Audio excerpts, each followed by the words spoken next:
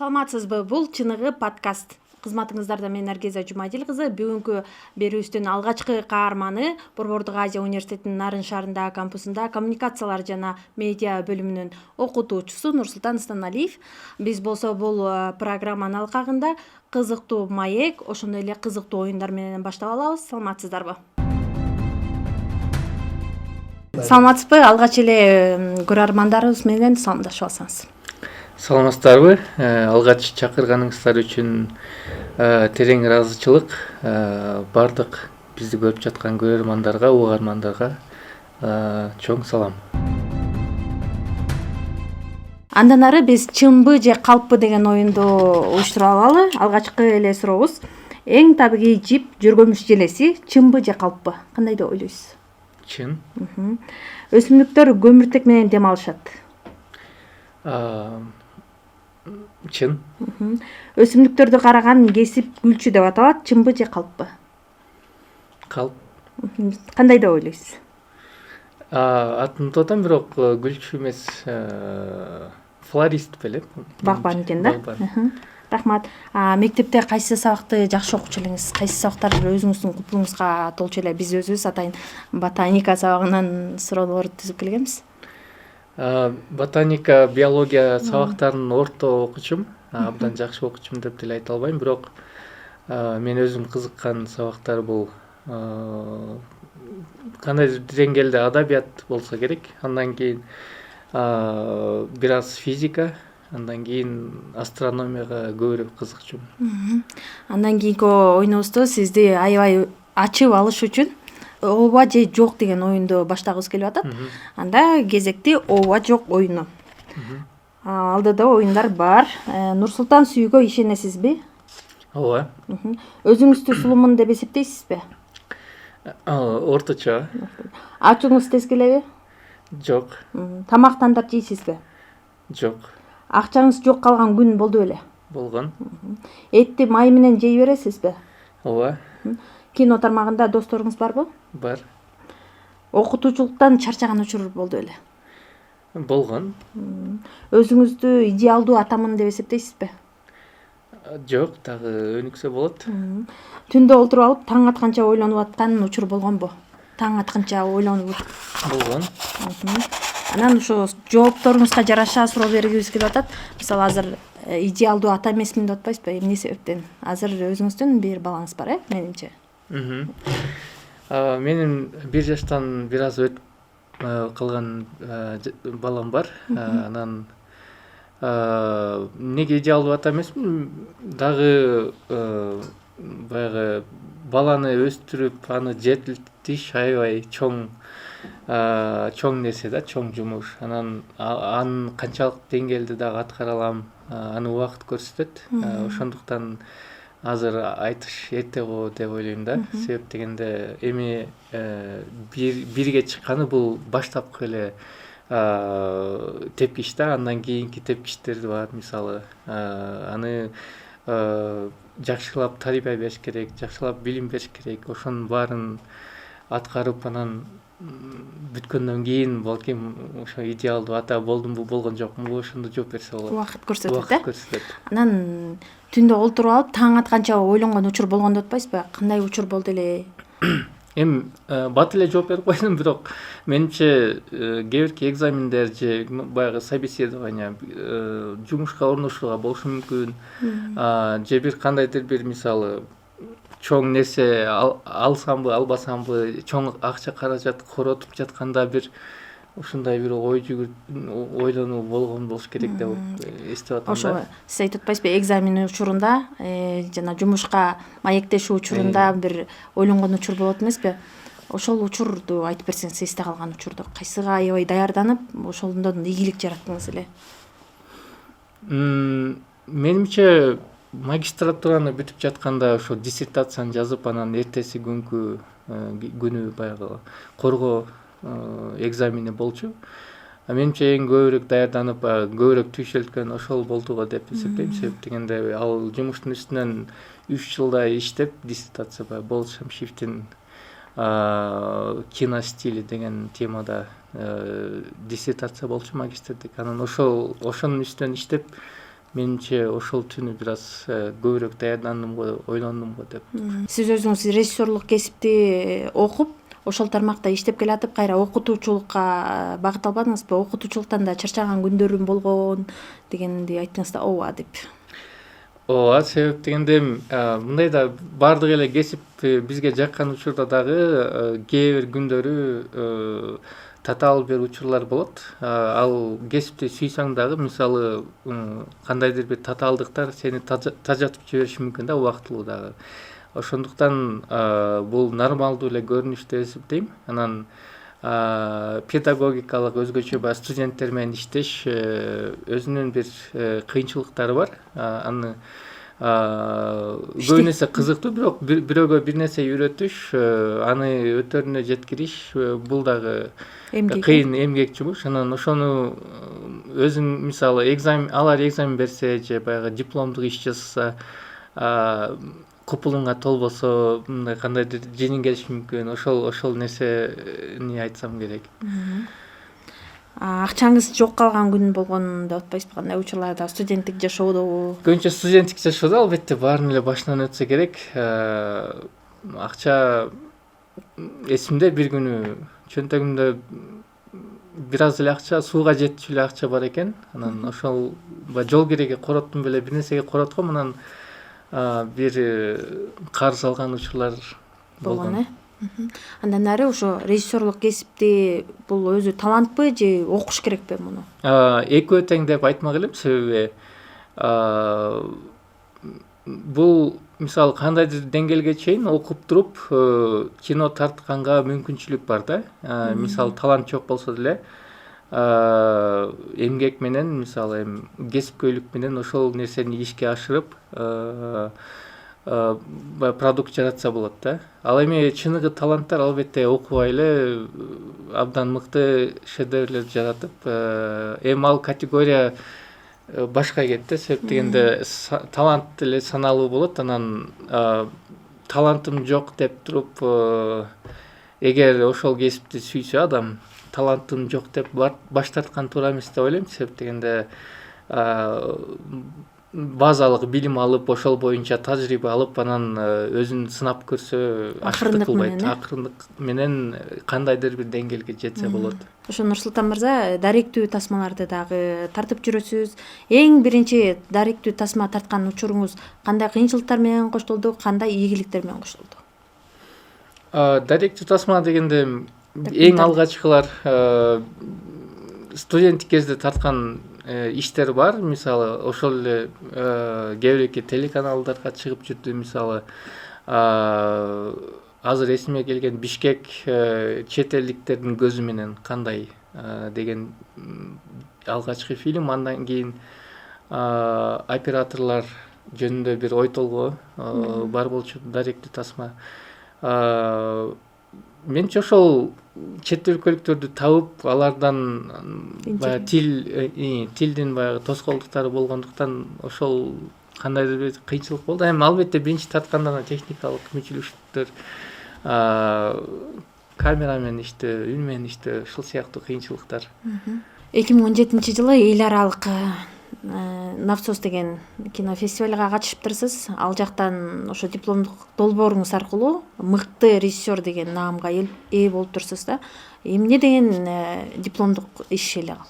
Эмнени чагылдырып, эмнени айтайын дедиңиз эле? Негизи эле дипломдук иштер көп учурда университеттин алкагында эле калып, жабылып, анан көп ачылбай, эл аралык фестивалдарга катышпай деле калат да. Эмне болуп ушундай сыйлыкка ээ болдуңуз?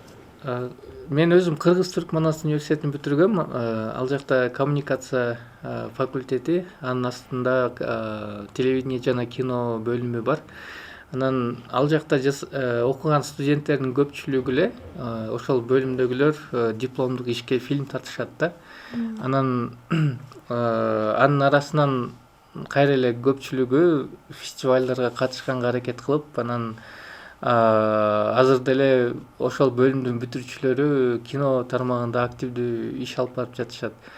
Анан меники Мурза Гапаровдун Байчечекей аттуу, Байчечек, чынында Байчечек деп аталган кыскача аңгемесинин негизинде көркөм тасма тартылган, кыска метраждуу.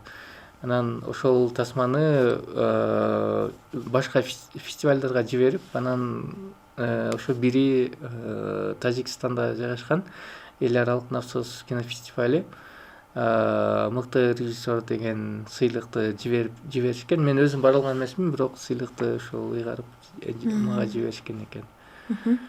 Жакшы ийгилик жараткыптырсыз, ошол эсте калыптыр. Эми аябай жакшы ийгилик деле болбошу мүмкүн, себеп дегенде өзүңүздөр билгендей эле фестивалдардын ар кандай категориялары бар.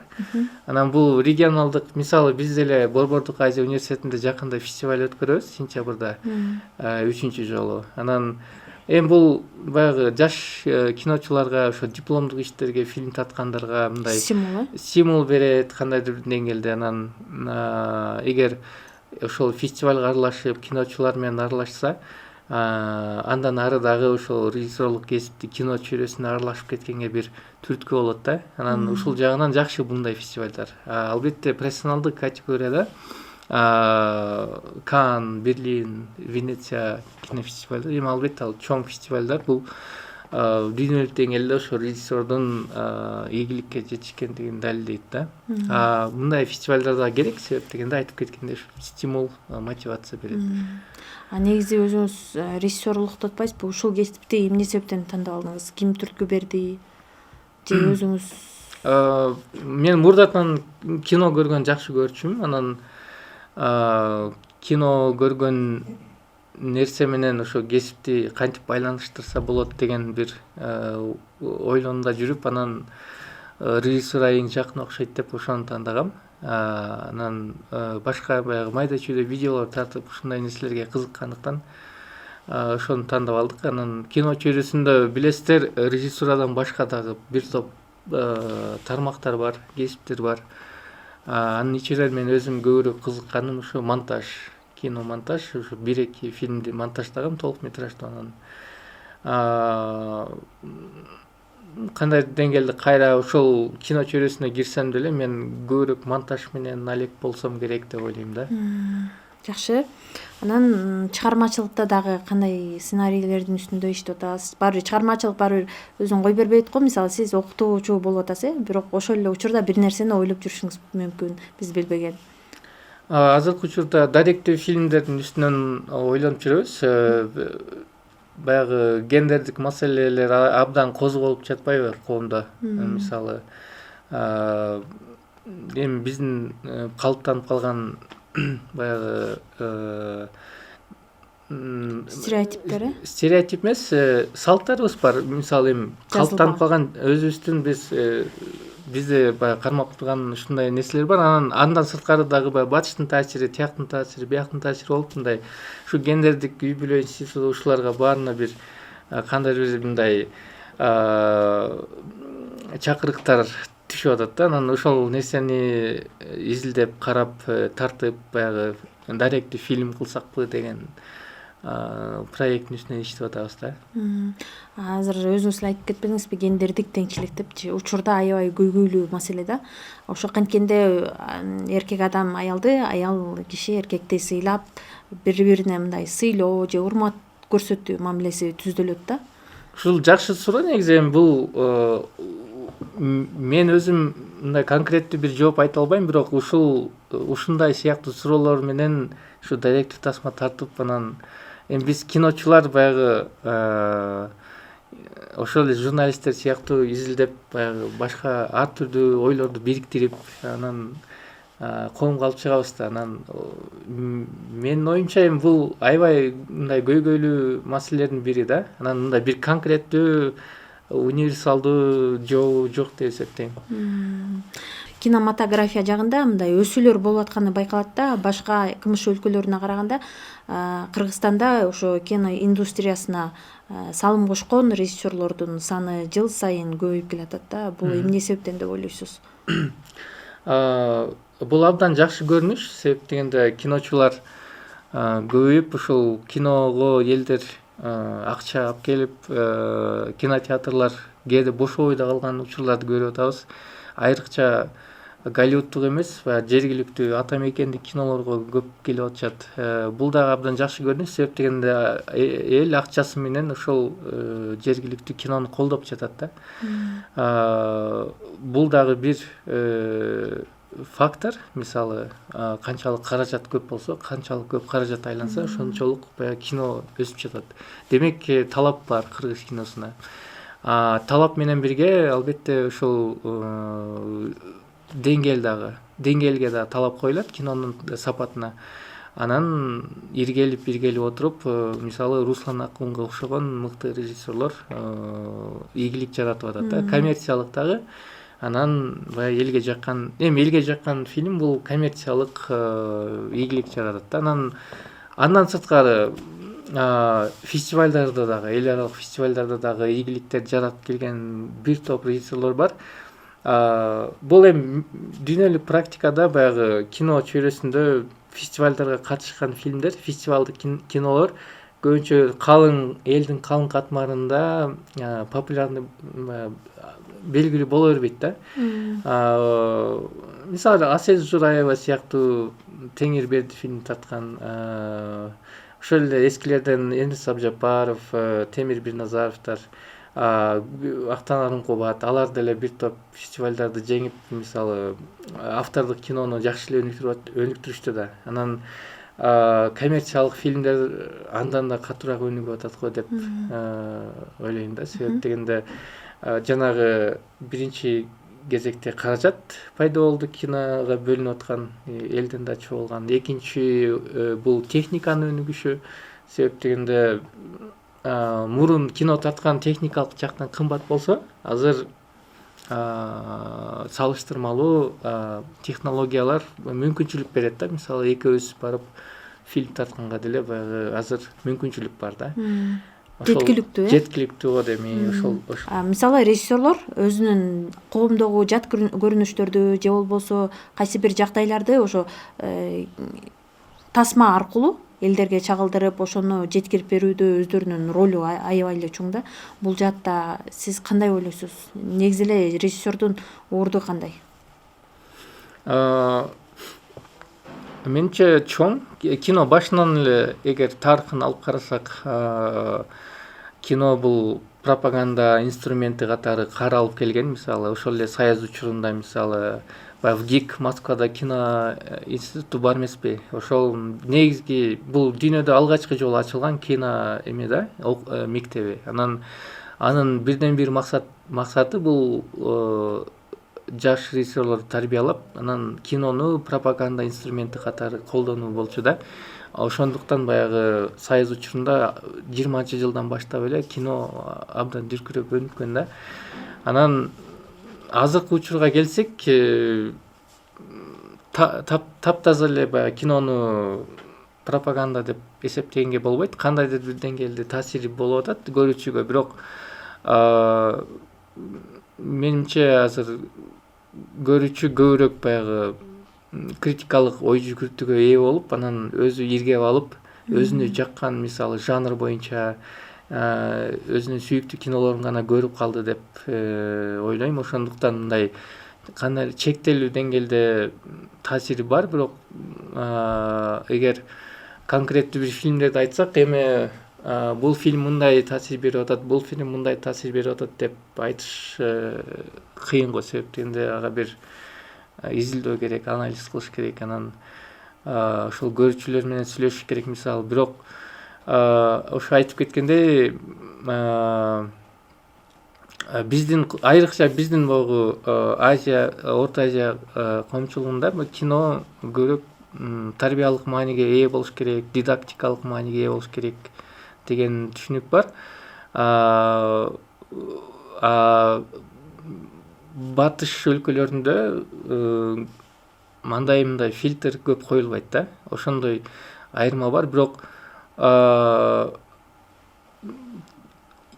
ошол автордук кино деп атпайлыбы? Автордук кинонун арасында мындай чек койгон көбүрөөк мындай кыйынчылыктар алып келет да ошол режиссерлоргочу. Себеп дегенде азыр байкасаңыздар көбүн эсе ошол эле Актан Арынкубаттын кинолорун көпчүлүгү сындайт да. Баягы туура эмес тарбиялык мааниси бар. Ошол эле Маймыл дагы Селкинчек жана Беш кемпир деген кинолор бар эмеспи? Ошол фильмдерди мындай көпчүлүгү сындап келет. Себеп дегенде эми ал автордук кинолордо андай мындай фильтр көп коюлбайт да. Коммерциялык кинолорго койсо болот, элдер өздөрү иргеп алат. Анан менимче ушул коммерциялык кинолор менен мындай жакшы тарбия, жакшы багытта фильмдерди тартса болот да. Азыркы учурда ошо кино тармагында тенденция кандай болуп атат? Азыркы учурдун талабы кандай болуп атат азыр? Темасыбы? Азыркы тенденция акыркы популярдуу фильмдердин бири бул Бейишинен таманында болду. Демек баягы диний багыттагы ошол эле тарбиялык мааниси жакшы фильмдер талапта десек болот да. Тескерисинче жанагындай фильтри жок автордук фильмдерди көпчүлүгү көрбөй жатат. Эми бул дүйнөлүк практика, бирок кошумча бул дагы ошондой бир кошумча фактор болуп жатат окшойт да.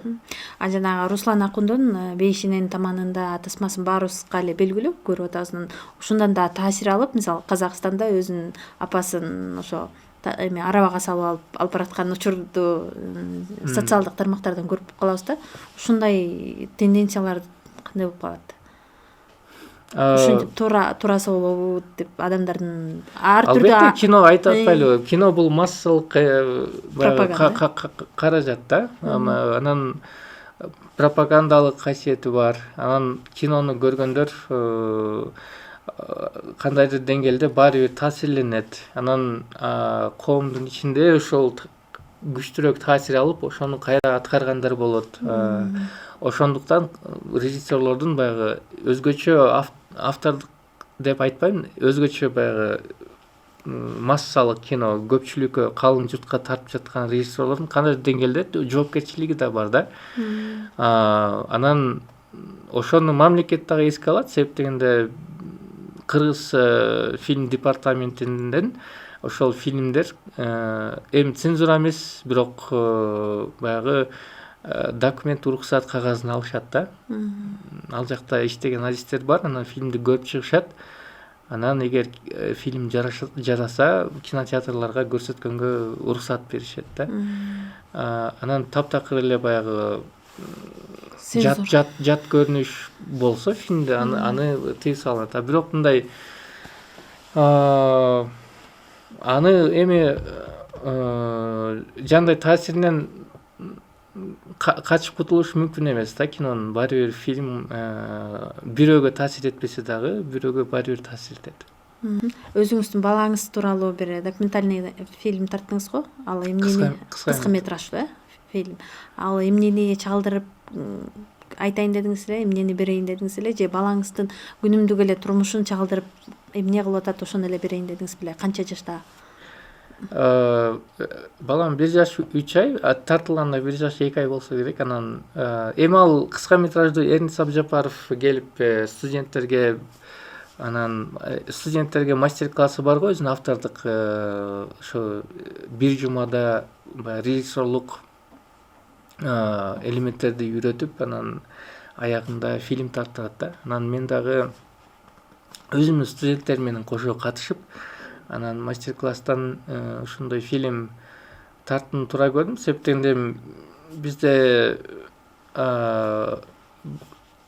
жаш бала негизи фильмге тартканда көп эле учурда жакшы кабыл алынат да. Анан бирок бир чети иштеш дагы кыйын кичинекей балдар менен. Анан ал фильмде жөн гана жаш баланын баягы аруу сезимин, жан дүйнөсүнүн таза экенин эле көрсөткөн бир кыска метраждуу көркөм тасма да. Тасма 3 мүнөт болуш керек. 3 мүнөттүк эле кыска метраждуу. Бирок көрүүчүлөр тарабынан социалдык тармакта мындай кызуу жакшы кабыл алынды да. Эмне себептен болду деп ойлойсуз? Ошол айтып кеттим го, эме деп баягы жаш балдар, анан жаныбарлар өзгөчө таасирге ээ да кинодо. Себеп дегенде алар жан дүйнөсү таза болгондуктанбы, баягы көрүүчүгө жакшы оң эмоция таасир, оң эмоция, оң таасир берет да. Анан ошону кинодон баягы таасир алгандар, анан мисалы Хатико сыяктуу фильмдер, жаныбар ит жөнүндө фильм. Андан кийин Үйдө жалгыз, мисалы Один дома, кичинекей Кевиндин эмеси, окуясы. Ушул сыяктуу жаш балдар тартылган бир топ баягы популярдуу фильмдерди атап кетсек болот да.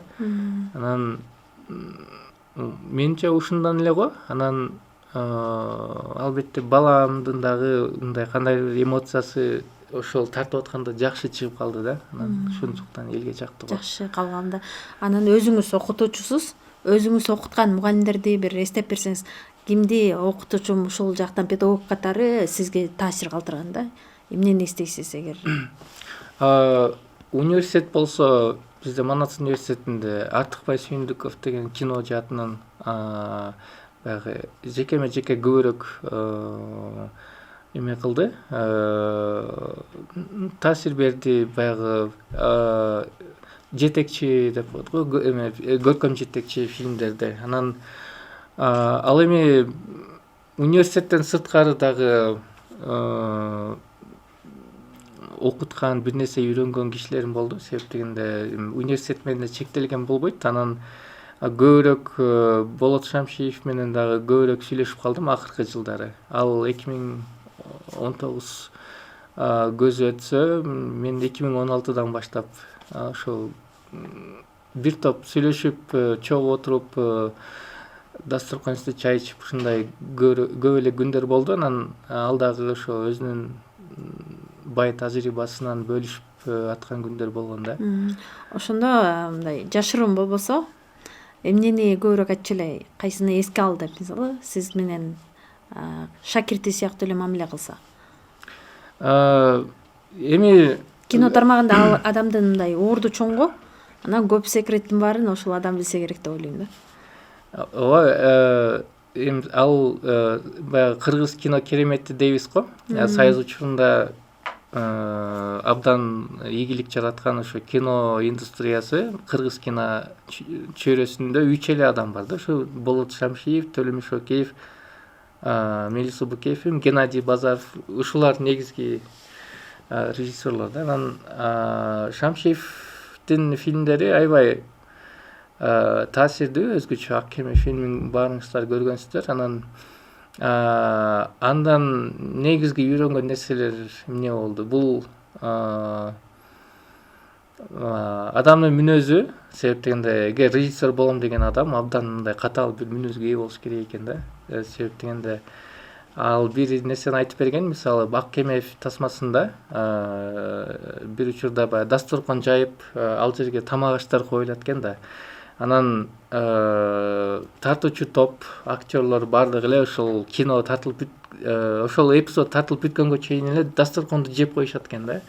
Анан жеңиңелип баягы дасторкондун бетине бензин чачып койгон экен да. Анан ошондой учурлары көп болгон экен, мисалы. Анан билбейм, эми кино чөйрөсүндө деле анын мүнөзүн баса белгилешет баягы. Эми иштеш кыйын болгон деп. Анан бирок режиссерго бул абдан керектүү нерсе экен. Анан режиссурага барып аткан адам ошону дагы эске алыш керек го деп ойлойм да. Мүнөзү катаалыраак. Мүнөзү туура келеби, туура келбеби. Ошону эске алыш керек деп ойлойм. Себеп дегенде, бул өндүрүш да. Кино тартуу жарымы чыгармачылык болсо, жарымы өндүрүш.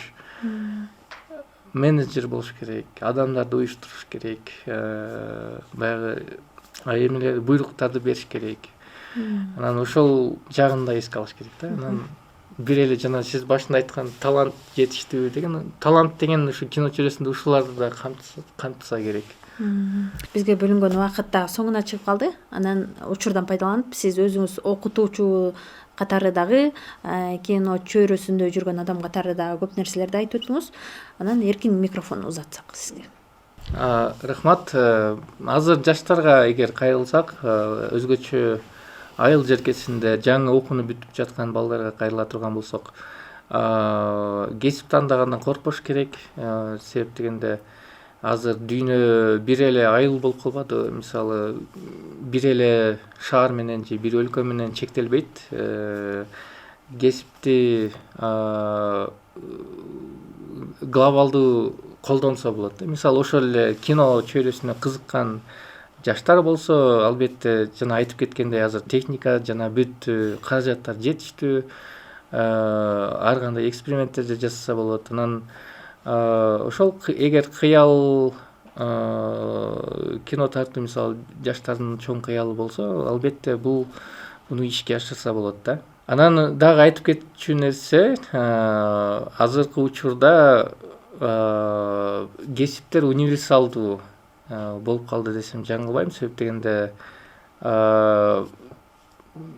бир адам, бизде сөз бар эмеспи, жигитке 70 өнөр аздык кылат деген. Ошол сыңары ар түрдүү кесиптин ар түрдүү нерселерди окуп, ар түрдүү жетишкенден коркпош керек. Анан ар тармакта